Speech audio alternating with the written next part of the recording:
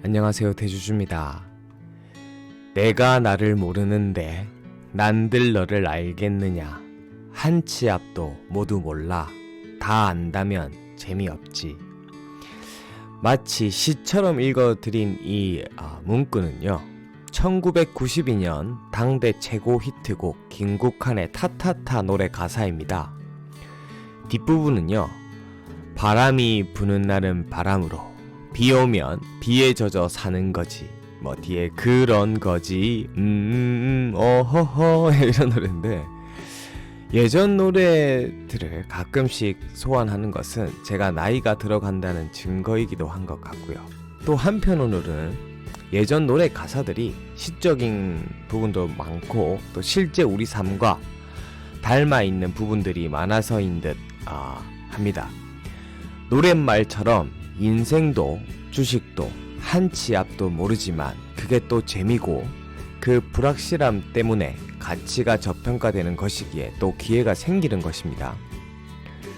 더 나아가서 바람이 부는 날에는 풍력 발전기를 가동하고 비 오는 날에는 우산도 쓰고 제습기도 틀면서 굳은 날에도 새로운 성장 동력을 만들어가는 대주주TV 방송 시작해보겠습니다. 아마 이 노래를 모르시는 분들도 있을 거예요. 참, 이렇게 보면 나이가 많이 좀, 저도 이제 차가는구나, 이런 생각이 듭니다. 오늘도 한번 특징적인 것들 한번 챙겨보기도 하고 그러겠습니다.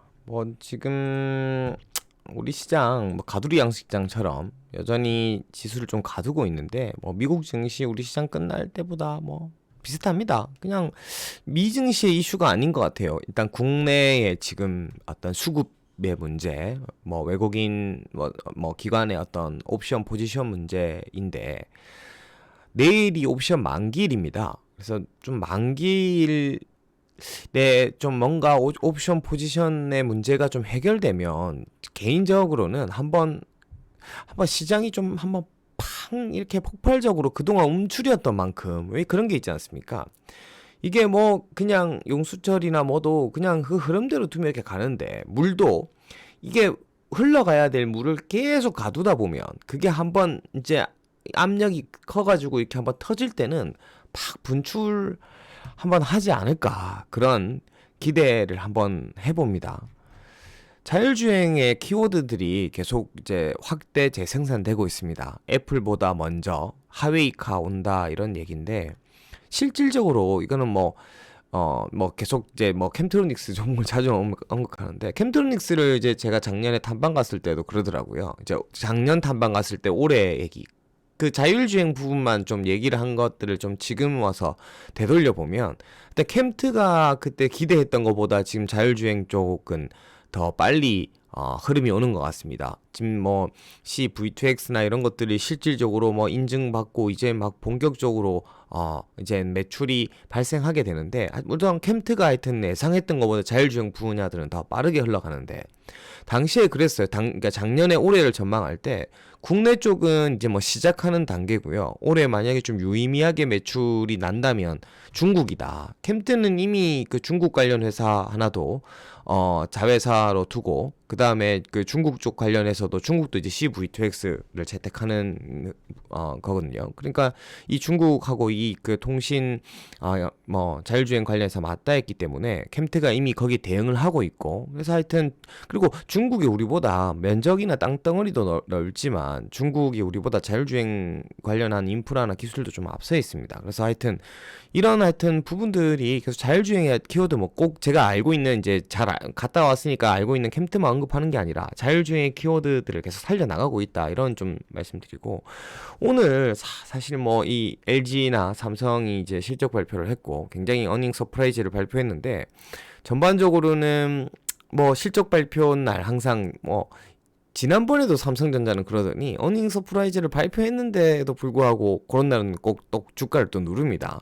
아무튼 좋아요. 지금 너무 좋은 걸 좋다고 얘기해야 되는데. 근데 LG는 전반적으로 지금 보니까 스마트폰 사업 접은 거는 신의 한 수였고, 가전이나 이런 부분들, 그 다음에 그 7월 달에 마그마랑 같이 전장 합작법인 만들고 하는 부분들을 새로운 성장 동력으로 붙이는 거예요. 그래서 LG가 분명히 저는 LG전자랑 LG노텍이 이제 리밸류에이션 저는 되는 회사로 발돋움한다. 원래부터 스마트폰이나 이런 좀 그런 거보다는 막 가전이나 이런 쪽을 잘했어요. 그래서 아마 앞으로 전장 쪽 사업을 하는 거는 저는 굉장히 LG 화학 보세요. 전자 배터리 쪽으로 가가지고 잘 나가고 있지 않습니까? 그래서 LG가 전장을 한다는 DNA는 좋은 것 같습니다. 저는 LG전자, LG이노텍 다 괜찮아 보이고 삼성전자가 이제 실적 발표를 했는데 사실 오늘 그 반도체 부진, 뭐 이건 부진이라는 참 단어는 물론 뭐 지금 저기 미국 텍사스 공장 셧다운 쪽 영향을 조금 일부 받는 거고 2분기에도 조금 받을 수 있는데 그렇다 하더라도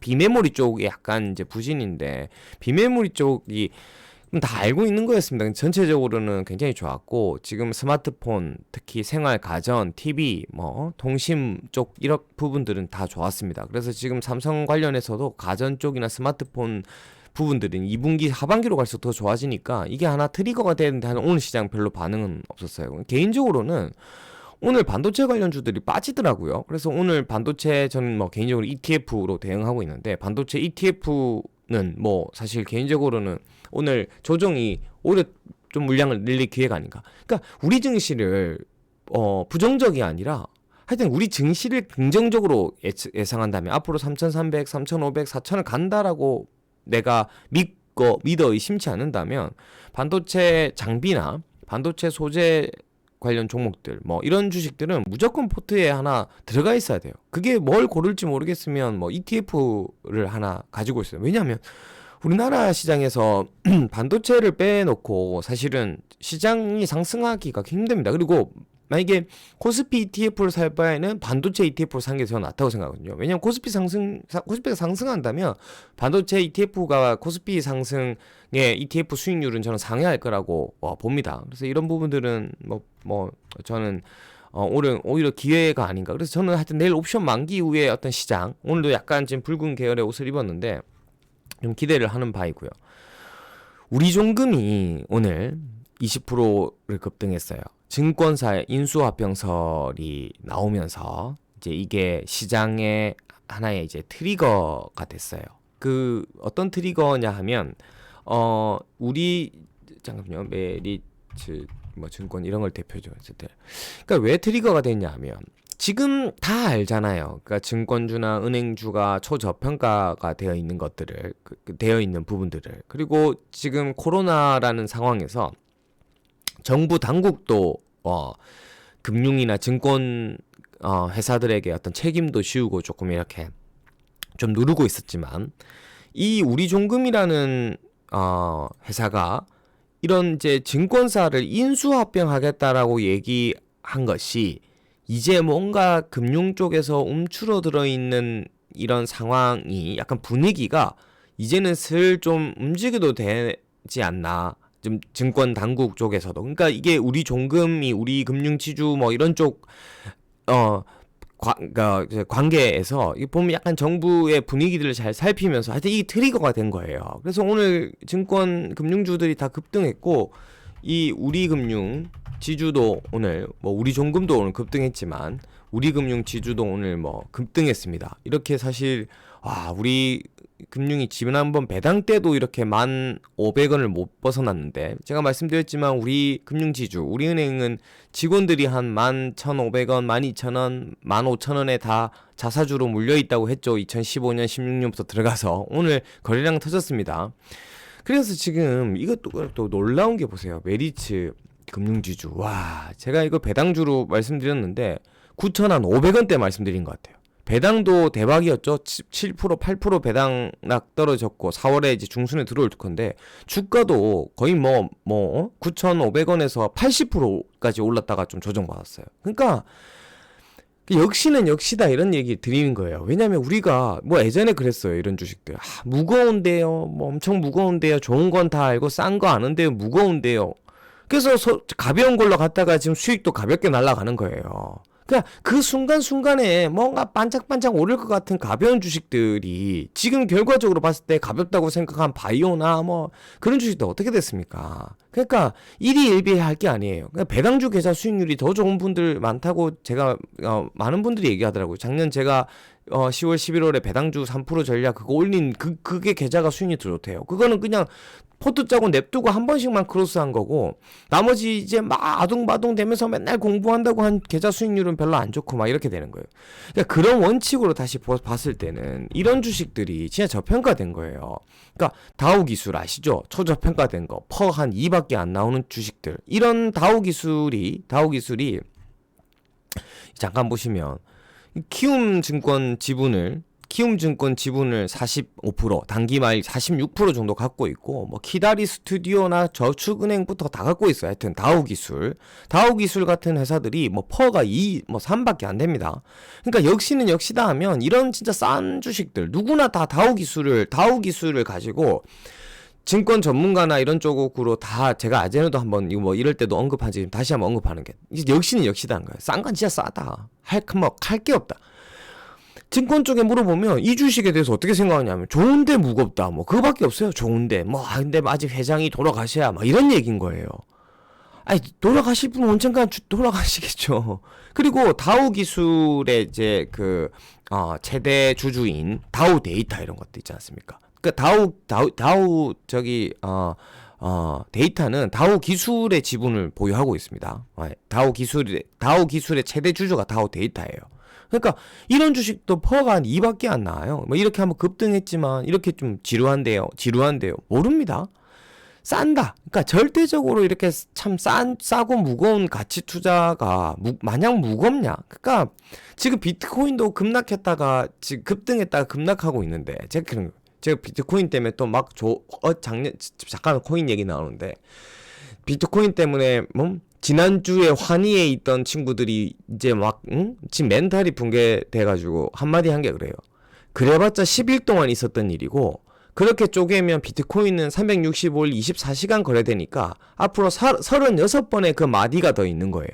그러면 앞으로 36번의 그 마디 동안 지금 지난주에 급등했다가 지금 급락하고 있는 코인이 앞으로 36번의 이 기간적 마디 동안 어떤 식으로 흘러갈 건지 한번 생각해 본 적이 있냐고 물었어요.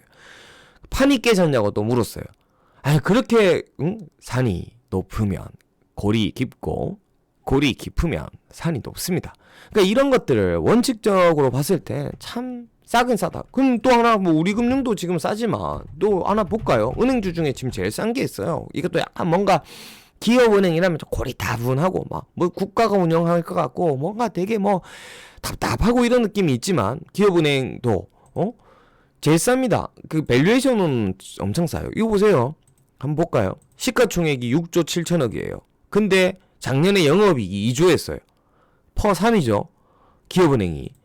기업은행 오른 게 없어요. 이런 것도. 무거운데요. 무겁겠죠. 저도 무겁다 생각합니다. 답답합니다. 근데 이런 주식이 역시는 역시다 생각하는 거예요. 사놓고 묻어버려야 돼요. 이런 것들. 그래서 참 돌이켜보면 역시 싸고 저평가된 종목들 진짜 누가 봐더라도 그냥 무겁다 이런 얘기가 가볍다 무겁다 이런 게 무슨 의미가 있나 이런 생각들을 저도 오늘 또다시 한번 느끼고 또 하게 되는 날이었던 것 같고요. 기업은행까지 말씀을 드렸습니다. 오늘은 짧게 이렇게 좀 정리를 하고 마지막 멘트를 또 어제 하지도 않았는데 잠깐 마지막 멘트 언급만 해도 좋아해 주시는 분들이 계셔서 오늘은 마지막 멘트를 준비를 했습니다. 내일은 옵션 만기입니다. 아무튼 내일 옵션 만기 이후에 우리 시장이 이제 불타는 장이 되기를 좀 바라면서 응축된 힘이 한꺼번에 터지면 무섭게 또 폭발적으로 갑니다. 코인 시장도 다시 꺾였고 그 자금들 다시 시장으로 좀 들어올 수도 있고요. 마지막 멘트는 내일도 반드시 태양은 뜬다. 좋은 건 반드시 한 번은 뜬다. 대주주였습니다. 감사합니다.